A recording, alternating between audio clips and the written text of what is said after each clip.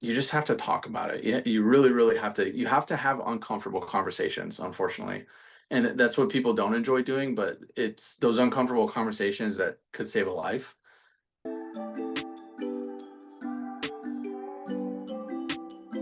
Welcome to the ASVABDomination podcast, where we help you crush the Armed Services Vocational Aptitude Battery, also known as the ASVAB, in order to achieve your dreams of serving in the United States Armed Forces. I'm your host, Mickey Gaminol, and I'm excited to share my years of experience and expertise in ASVAB preparation with you. In each episode, we'll dive deep into test material, strategies for success, and insights from military veterans and experts. Whether you're a high school student considering military service or a seasoned professional seeking to advance your career, this podcast is your ultimate guide to mastering the ASVAB and achieving your goals. Let's dominate the ASVAB together. What's up, everybody? Mickey Gaminol, ASVABDomination. I am back with a new episode. I am so excited today to be talking to Sergeant First Class Johnny Vargas of Viva Las Vargas. He is stationed at Fort Cavazos, Texas, and he's been in for about 11 years. So, John Vargas, thank you so much for being on the show. Yeah, thanks for having me. I appreciate it. Yeah, it's a pleasure to have you on. I've seen a lot of your content. It's really funny, and it's got some poignant points as well. So I think you have a good balance of everything there. Thank you. Cool. So before we get into it, I do always kind of start off with the ASVAB question. So I'm going to ask you a little bit about how your ASVAB story goes. Like, what was your ASVAB situation like? Yeah, mine, I mean, it's a little different maybe than others. Maybe not, but I didn't join right out of high school. You know, I did some college while in high school, and then growing up in California, you're either homeless or a musician or an actor. So I was like all those things pretty much. So I was doing music for a while, and then I went through some things, and I told myself, this is not for me. I'm not, I don't want to do this anymore. So it wasn't until I was about 22 or so when I decided to join. So I was out of school, out of practice on things, but I was fairly, versed in math and language and all that stuff. So doing the ASVAB I was actually a little scared. I was a little worried that I wasn't going to do well just because, I took the practice one and I was like, man, I don't remember half this stuff. Like I'm not in that realm anymore. So, I got the book. I went to Barnes and Noble and got the, ASVAB for Dummies or whatever, all the stuff that the recruiter tells you about. And then my score, I think it's a funny score. I scored a 69 on the ASVAB. So nice. A nice number, but yeah, it really wasn't as hard as I thought. Like, I prepped so much. I've prepped for weeks and weeks and weeks, and then when it came down to it, I was like, oh, I was definitely overthinking this thing. But for sure. Cool. So you scored well enough. Did you feel like you got to pick your own job, or was it kind of thrust upon you? I would say a little bit of both. 'Cause, they told me like, oh, you qualified for this much, but I could tell that they were pushing certain MOSs like, but watch this video, or like, my buddy is this and he loves it and blah, blah, blah. And we have these contract options. So I think at that point, I just wanted to be in, and I didn't really care what I was going to do. So, but my recruiter, I'm still friends with my recruiter. His name is Michael White, and he's a first sergeant somewhere. I can't remember, but yeah, he's a really good guy, and he's, contrary to popular belief, he's a very honest recruiter. So he's a good guy. Oh yeah. No, I love it when people shout out their recruiters on this show because they get a bad rap, and a bad recruiter can like break your entire career. And conversely, a good recruiter, you're off to the races. So that's great. It's great that you got a good one, and it's great that you got to kind of pick your job, even though they may have pushed a little bit. But no, that's awesome. So now your focus mainly is mental health for the time being, right? You're trying to get you're in a master's program for mental health. Can you tell me a little bit about that?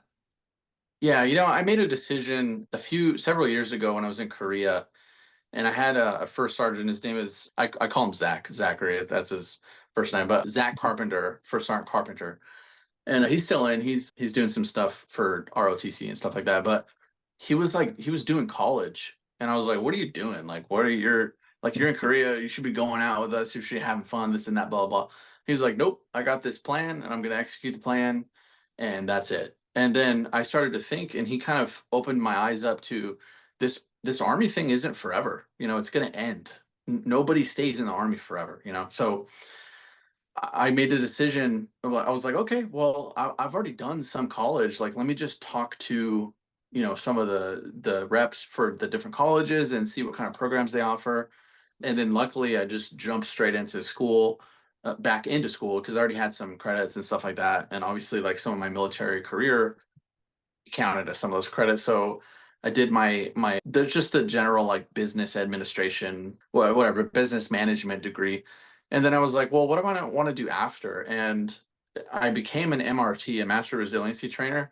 And at that point, I really started, I noticed that I really started enjoying coaching people, talking to people, counseling people, and just helping people. So I was like, okay, well, maybe I can do something in this field. And then somebody pointed me towards the LPCs, the licensed professional counselors. And I was like, okay, I'm going to get my bachelor's in psychology. And I did that. And then I started a program for clinical mental health, master's program, so I could become an LPC later after that. So that's where that whole kind of, it came into fruition. And there's personal struggles that I've had in my life where I've had a counselor and they potentially saved my life. So Oh yeah.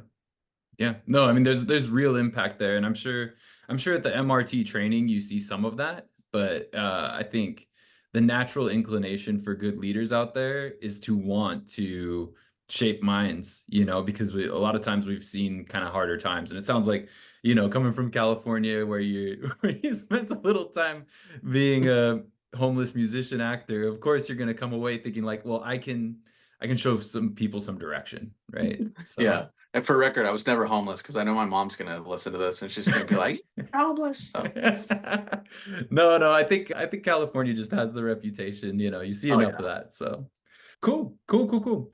I think that's great. So can you tell me a little bit, you got a family? Can you tell me a little bit about balancing family and military life? How's that going?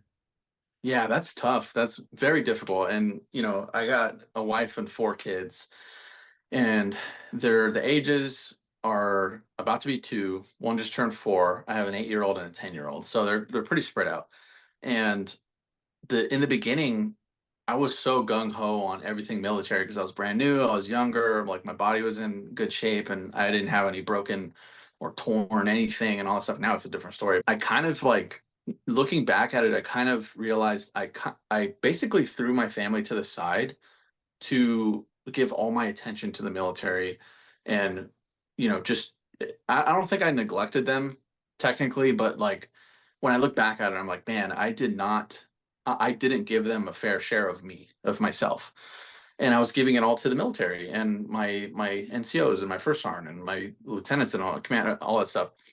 So after that, I kind of figured out, okay, well, how do I do the military and family? And I had to set some solid boundaries. And some people at work didn't like that, because they would call me for favors, and I've always had this stance. If you're a lower rank than me and you need something from me to help, like, I'm gonna drop everything and I'm gonna help you within reason. But I told, like, my first sergeants and my commanders and the PLs, I was like, look, if it's after hours and it can wait, like, don't call me. Like, I'm not doing it. Like, this is family time. This is dedicated to them, or I got to take my kids to sports and stuff like that. So I've definitely grown in the last few years on how to really give my family that time. And now the other struggle is social media taking my time. It's not so much family, but it's, or not so much the military taking my time, but it's social media. So now I'm fighting that battle all over again, honestly. Yeah. Well, and I think it's so you were 22 when you joined the military, and I think Mhm. it's super common to, see the people who are excelling and climbing that ladder and, kind of put everything on pause. So, Mhm. most people don't have the self-reflection to realize that their family's being sacrificed for the military. So it's great that you acknowledged it and then you considered those boundaries, because a big organization, whether that's for-profit organization or the military, they're going to ask of you every single day. And so, the fact that you were able to tell them, this is the line, I think that's great. I think it works, it works better for your family, and your family's going to remember, but the military probably won't. Yeah. But no, that's awesome. That's awesome. So, yeah. And now, right, with social media, I could see where that would repeat, because social media is something that you kind of created it from nothing, right? Like Yeah. your audience seems like all organic. They're on there commenting. I'm not a social media guru, but I've been through enough social media coaches to kind of pick a vibe. And I can tell that, like, you're interacting with your audience, you're responding to messages on Instagram and stuff like that. The fact that you started pouring in and now it's growing so much, how is that with the family? Do you feel like that's a big a battleground? Yeah, it was definitely an obstacle in the beginning. Well, in the very beginning, I honestly was only doing like motivational type of messages and sharing my favorite quotes and, just telling people how it relates to me and my different struggles and obstacles and challenges in life. And then, I started doing these like skits and other things. And then I started making friends with all these bigger creators on TikTok and YouTube and Instagram and Facebook.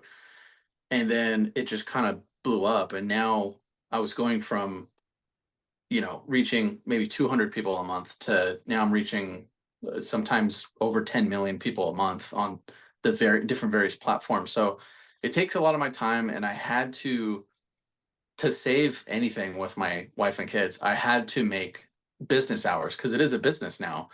So I was like, okay, I'm going to dedicate this much time to it.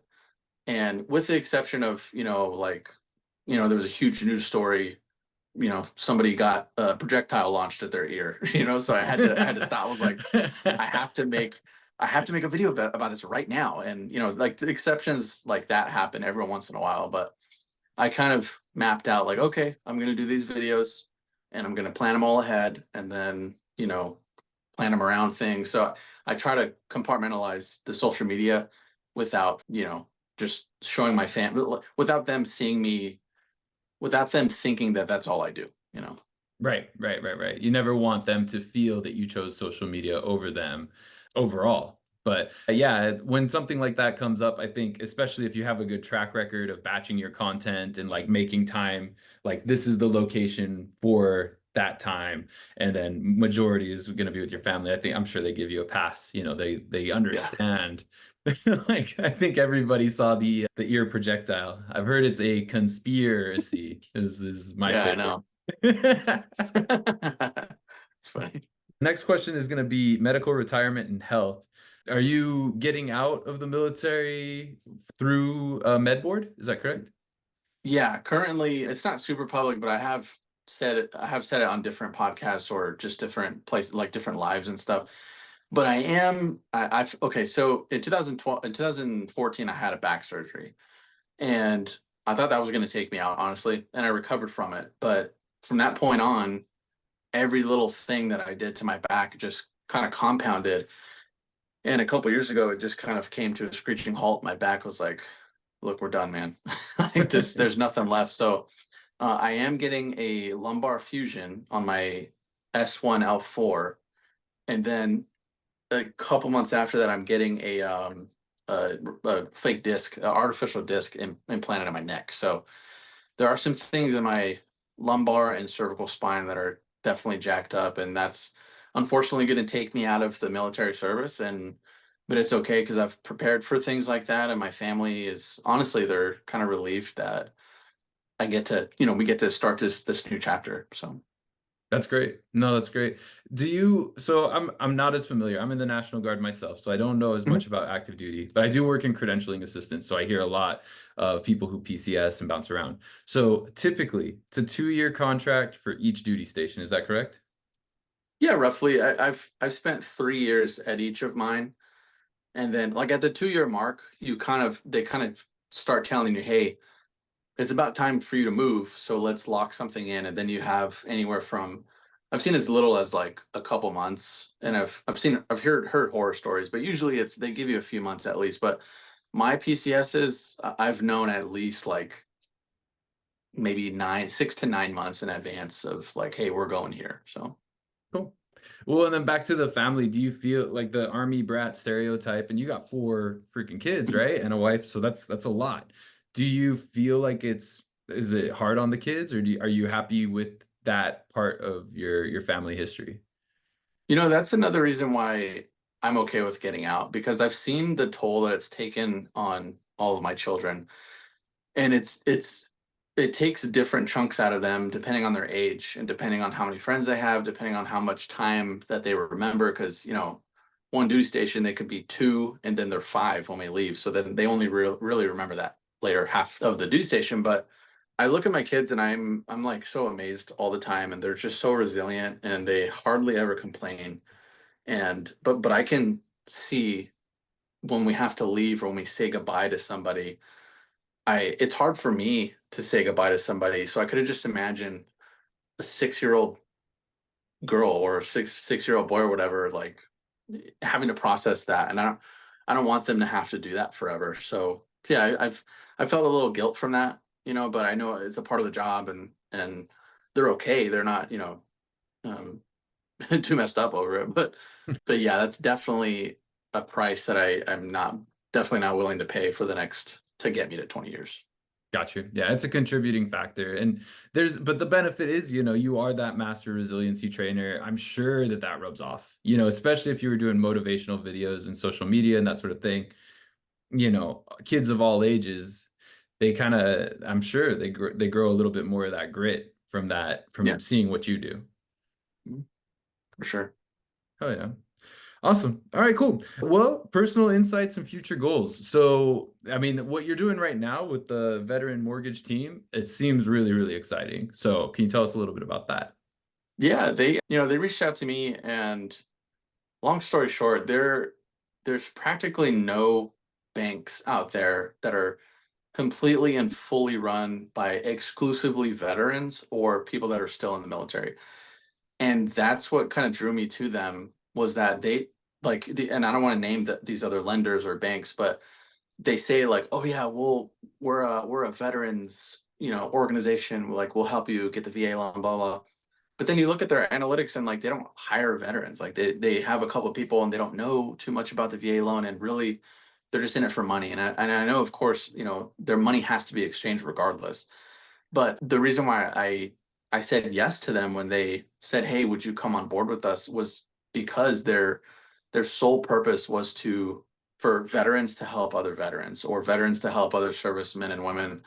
And just it didn't matter what the obstacle was. They're just kind of in it to win it. And then they kind of opened my eyes up to, future part-time and full-time careers and social media creating for them, and more loan officer gigs for them and stuff like that. So definitely with them for the long run. Oh yeah, that's awesome. That's awesome. And I think it's great that you're still always learning and stuff like that. I know that you worked with the mandatory fund day guy from Yeah, Instagram as Austin. well. Yeah. Austin, you guys met up with the sergeant major. And so just like as a personal question, what was that like? He's not currently serving as the SMA, right? No, He he's not the SMA. He is the CEO of AER, so the Army Emergency Relief Fund. And honestly, he was like so loose and laid back. And I think it's because for the last like 28 years or however long he served, he was just this like robot. And then he finally got to let free. And I talked to a lot of his like handlers and these people that work with him and for him, and they were explained to this person. And the whole thing was like, he doesn't want to be called Sergeant Major of the Army retired, or he doesn't want to be called Grinston. He just wants you to call him Tony. So he just that's it. That's what he wants to be. He's Tony. So it was kind of weird seeing him and be like, "Hey Tony, how's it going?" And it was odd. So that's why one of the skits we did was that us calling him Tony. And I definitely built like a relationship with him and his team. And obviously the AAR is a fantastic organization. And whenever they ask me favors, I'm like, yeah, I'm on it. Let's do it. So, but yeah, he was a character for sure. Nice. That's great. That's great. I'm happy to hear that, there's life after army, especially even for someone of that rank, Yeah. That's crazy. Cool. All right, sweet. Well, I think we've covered a lot. Is there anything else that you wanted to share? Is there anything that we missed? No, I don't think so. I didn't know if how deep you wanted to jump into like mental health stuff, but I think I recently did a project with a company and we talked a lot about this stuff, and there's just so many in so many ways the military struggles, and spouses and families, they struggle with mental health, and it's just such a I feel like it's just such a stigma for everybody because, like, you don't want to talk about it. You're like a tough guy or a tough girl, like whatever. But that stuff, it'll break you down when you don't talk about it. So I don't know. I'm just trying to push a narrative that like it's okay to not be okay, and it doesn't matter if you're some strong, burly man or burly woman or whatever. I think that needs to be the forefront of the upcoming issues that the military is facing. So Yeah. I can definitely see it. You know, you're a sergeant first class. You've risen in the ranks on the enlisted side, especially. I think, I mean, we had the commander of the American Legion on previously, and he oh, talked nice. about the difference between officers and enlisted. And enlisted have much higher mental health crises, much higher, suicide rates and all that kind of like really, Mhm. really heavy stuff. So, we did ask him why he thought that was the case. But I think you kind of hit the nail on the head of this, officers don't necessarily need to be burly as 9 times out of 10 compared with a sergeant first class who's, been in for 11 years. You got to be the tough guy, I would imagine. Yeah.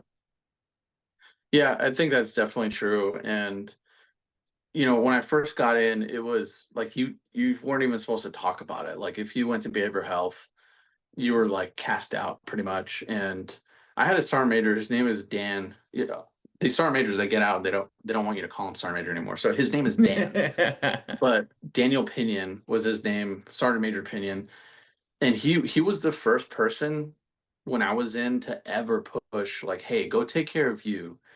And it's because he had lost so many people in his career, and now like we just lost somebody recently, just a couple like a week ago, and I see it more and more often of just like you just have to talk about it. You really, really have to. You have to have uncomfortable conversations, unfortunately, and that's what people don't enjoy doing. But it's those uncomfortable conversations that could save a life, and I think that has a lot to do with it. We're finally getting out of the stigma of mental health is bad and it's going to get you kicked out and you're going to get flagged and you're not going to progress and all that stuff. Some of that may or may not be true, but I would rather not progress in some facet of my career than be deceased. I'd rather be alive and maybe a couple months behind my peers. So Yeah, those NCOERs, they carry that weight. yeah. Do you think, are you ever conflicted about like humor to mask pain? Because you're obviously a really funny guy, you're a pretty resilient guy. Like, I think it's a very common macho thing to make light of depression, right? And sometimes it's necessary as well, Yeah. right? Like I know when I'm feeling really low, which I've never been diagnosed with depression and anything like that, but I know that when things are hard, laughing at it has helped me in the past. But there's a line there. So how do you work with that? No, I definitely agree with that. When I get nervous, I usually start making jokes and stuff like that. So it's just a natural habit for so many people. And I don't think there's necessarily anything wrong with that, but I feel like at some point it could get overwhelming. Like, you look at people like Robin Williams, one of the most funny, just seemingly selfless people out there. And then he did that to himself, and it's like, okay, I had a soldier that passed away. He took his own life. His name was Jake Bryan. And he was one of the funniest people at work. He was always the first person to make a joke out of like, oh, we had to stay late. He'd be like, oh, okay, well, blah, blah, blah. He was always that guy to help everyone laugh and just feel better about the situation. And then one day we didn't have him anymore. So it's like, where's that line? I don't think we'll ever find that line, but I think wherever that line is, we just have to constantly try to communicate. Talking definitely helps save lives. you have to talk, you have to act. You can't just assume that somebody's okay, even if they appear fine. It's always that, when you lose these people where you're like, man, I didn't think he or she would have done this, because they didn't give any signs, and possibly also because nobody asked about it. Right. Yeah, no, it's heavy stuff. I don't know. And luckily for me, I haven't deployed, and in my National Guard unit, we haven't had too many of that. Yeah. But I can't imagine. You go to work and there's the funny guy's not there anymore. Yeah. That's got to be a really solemn office moving forward for sure. Yeah, it's rough, but What are you gonna do? yeah. Yeah, no. So yeah, I think you're right. I think the way that you mitigate humor is not necessarily that you need to lower the volume on your jokes, but you need to raise the volume on the seriousness, and just let people know that there are opportunities and things that can help other people. Yes. Are Totally there agree. are there any resources that jump to mind for you when you're thinking about people who are going through a rough time in the military? Yeah, I mean, I could name 1,000, but the two most recent resources that I've personally worked with is, there's one called the Overwatch Project, and it's run by a woman named Casey Woods, and she was a journalist in Florida, and she just like a lot of people experienced, somebody taking their own life, and she wanted to do something about it. So it's a nonprofit that trains people in, suicide intervention and awareness and prevention and stuff like that. And it's more, you're there in the moment. But if you can't be there, there's another organization called QRF Up, and I just did a couple of videos with them, and they're a totally completely free resource, and it's an app that you download on your phone, and they don't pay me to say this, and it's completely free, and I would encourage everyone to look them up. But it's an app you download on your phone, and you hit this button if you're somebody let's just say you're feeling down, like you had a few drinks and you're just not feeling good. You hit the button, and several things happen, like, and you could set it for different things, like when you hit this button, somebody will call you, and then police or paramedics or somebody will already be en route to where you're at, depending on what's going on. So, and then somebody will call you, and they'll, kind of counsel you through some things, and they don't get off the phone until somebody else arrives for help, or that you've felt like you've resolved the issue. So the QRF, quick reaction force or quick response force, it's just like having that buddy that is just in your pocket on your phone all the time. So if you're feeling down, you hit the button, and then somebody's there to talk to you. So I think they're really, really good tool to have, QRF Up. Oh yeah. Yeah, we'll put them in the show notes for sure. That's something that every military member, especially if you're going through hard times, should definitely have. Because Yeah. oftentimes it links up with that drinking, right? That night where Oh you're yeah. supposed to go out, you put all your eggs in this Friday night basket of this is gonna be the time I turn my life around, and then it goes sideways. Yeah. And it's the statistic is overwhelming. And I don't know the exact statistic, but in the Overwatch project, they talk about it a lot. And it's got to be over 90%. But every suicide attempt, whether it's done or not done, like successful, I don't want to say successful, but whether it's they've completed it or didn't, like 93% of the time, alcohol was involved. So it definitely goes hand in hand. Alcohol is a depressant. It's Some people think they drink to make themselves feel better, and you might feel better at some point, but biologically, it's not supposed to make you feel better. Yeah. Yeah. It's not, you never drink a couple shots and then I mean I guess you feel like $1,000,000 when you're Yeah. when you're underage, but it's Yeah. tough if you've been trying to chase that dragon for a couple decades, so I get it. Well, shoot. Yeah, is there anything else that you wanted to share? Anything else you wanted to talk about today? No, I just appreciate you having me on, and hopefully people continue to see me do stuff online, and they don't cancel me one day out of nowhere. But yeah, moving on to, I'm doing some more stuff with Austin Mandatory Fun Day, and I work with him and One Punch Dad, who's Josh Green, is a PW3 habitual line crosser, who's Ethan Long, he's Sergeant Long, he's a ADA guy. Tyler Butterworth, the guy with the mustache, he's a National Guard guy, he's the recruiter, Mhm. and a couple other people. We're all just trying to make people laugh, and just try to make everyone's day a little bit easier. Well, and you're great at it. You're great at it. Everybody can find Johnny Vargas at Viva la Vargas. Mhm. And what other socials, what other handles can they find you at? I kept it the same for everything. So I'm Viva La Vargas on TikTok, YouTube, Facebook, Instagram, LinkedIn, and Twitter or X. I might even be on MySpace still. I don't know. But Right on. All right. Well, John Vargas, thank you so much for being on the show. yeah, brother. Thanks for having me. Remember to be kind to yourself and treat yourself as a learner. Are you considering a career in the military but feeling overwhelmed by the ASVAB exam? Look no further than GaminalTutors.com for the best ASVAB prep courses. Our courses are designed by experienced instructors to help you master the best sections of the ASVAB exam, including mathematics, English, and general science. We use proven teaching methods and provide extensive practice materials to ensure that you are fully prepared on test day. With GaminalTutors.com, you'll have access to comprehensive study guides, personalized tutoring sessions, and online practice exams. Our courses are available on demand, so you can learn at your own pace and on your own schedule. Don't let the ASVAB exam hold you back from achieving your career goals. Sign up for GaminalTutors.com ASVAB prep courses today and take the first step towards a successful military career.